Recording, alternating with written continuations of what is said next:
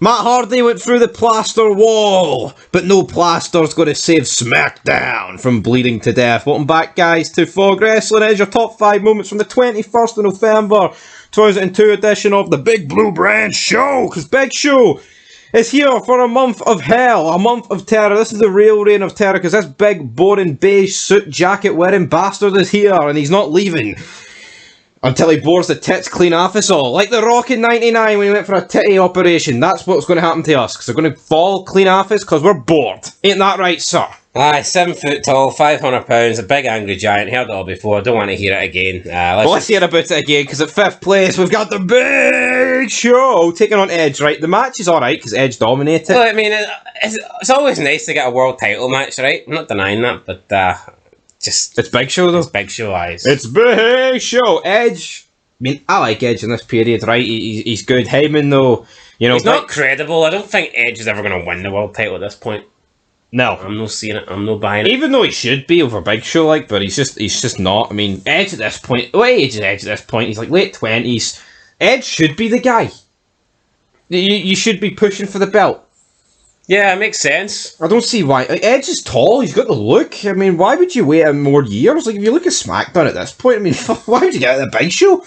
But the match is alright. Heyman cost Edge, obviously, and then, you know, Brock comes out F5 to the Big Show. And I guess that's Brock officially suspended now because he came out and... Yeah, Paul Heyman runs to the back like a big fat fucking walrus and dives into a limo. Dives into a limo. Talking of the opposite of big and fat, we've got Nuncio's name getting dropped here because Jimmy Noble and Eddie are backstage. We gotta call that crazy cousin of mine, Eddie. We gotta fucking call Nunzio and the big FBI boy. I didn't know these two were related. I didn't know Jimmy Noble had Italian blood, but apparently he does. Maybe they made a few pizzas back in the day. We don't know. But what we do know is that Nunzio is apparently Jimmy Noble's cousin, and he's going to call him. Nydia doesn't want Noble to call him. Maybe Nydia thinks that Nunzio is crazy, but so are these two, so should be a good match, I guess. But we'll see. Nunzio, will he come back?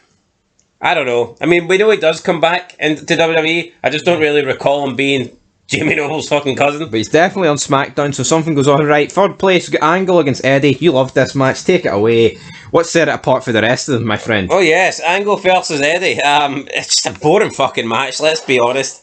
I mean, Angle's Kurt Angle. He's the man. Eddie's Eddie Guerrero. He's alright. But he's dead. It's just so fucking boring. I mean, the SmackDown 6, I'm literally... I feel this combination of match we've seen a shitload of times. We've seen Angle Eddie a lot. We've seen Angle Benoit a lot. We've seen Angle Edge a lot. We've seen Angle Ray a lot. Pretty much the only one we haven't really seen at the moment is probably like Angle Chavo.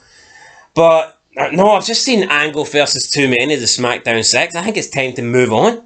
I believe it's time to move the fuck on. There's no reason for these guys to be having so many matches with each other in such a short period of time. Doesn't make any sense. Yeah, it's overdone. Like, yeah, you think they're the best wrestlers that WWE's got today, even though I think you're wrong with that. Some of them are good and great, but some of them are boring and bland. And when you keep mixing them together... like, ooh, Chavo, down. Like, you know, Triple H and Shawn Michaels, we've talked about it before, their feud works, but see if they were having matches every week on Raw, and at the pay-per-view, like every pay-per-view and every Raw, it would grow old. Just like everything. Like, on paper, like Stone Cold against Ric Flair sounds good. But I see in April and May of this year, it was mince. Yeah, but there's no real feud here with the SmackDown 6. The real issue seems to be with Angle and Benoit. That they don't want to get along, they don't like each other, but they've been forced to team up. Angle, Ray and Edge don't really have any sort of storyline involvement with them, and then the Guerreros have done this really lame fucking goofy thing of pretending each other's hurt backstage to try and... This is a safe working environment. They're trying to turn Angle and Benoit against each other. Go get these muchachos, huh? Even though they're already against each other, but yeah, for me, there's been nothing. The segments haven't helped this feud. I don't even know why these three teams are still fighting. I don't even know why this is 3rd on the list. But 2nd on the list is literally Dawn Marie coming out with Al Wilson. Look at that. Well, look at them both, because they're announcing their engagement. Yes, they're getting married. Al Marie. We're all invited to the wedding. We're all invited. Al Marie. Al Marie. Don Al. Al Marie.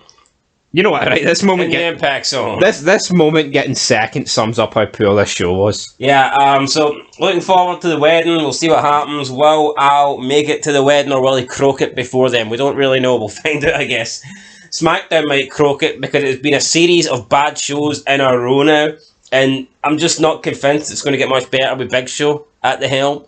But we'll see. And coming at number 1, we have Matt freaking Hardy going through a wall. Version 1. Breaking the walls down, as Chris Jericho would say, getting tossed into the wall by Brock Lesnar. I mean, a pretty good visual where everyone's just hanging out backstage, and then Matt is basically kind of mocking. Now, Matt and Brock, I guess, have been, I'm going to use the term friends loosely the past couple of weeks, but Matt says, you know what, maybe having a little bit more Mattitude, then you might have been able to see that Heyman was going to betray you, and you wouldn't have suffered such an unfortunate twist of fate. And then Matt Hardy gets his own twist of fate when he gets his body twisted and thrown through the wall.